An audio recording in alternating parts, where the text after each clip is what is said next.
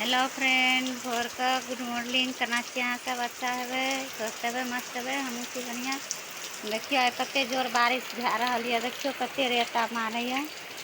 देखियो कते पानी है गाम में। बड़ बारिश है, बड़।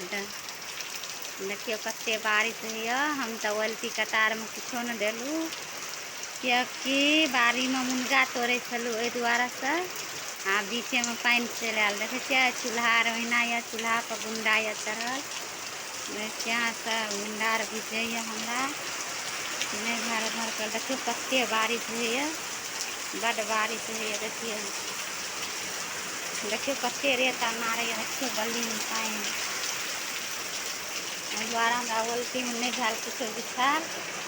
देखियो हम मुनगा तोड़े छलू बाड़ी में। मुनगा के साग लेना छी, नीक लगत रहे हमरा मुनगा के साग। एहि दुआरे देखियो मुनगा ये मुनगा के साग छी।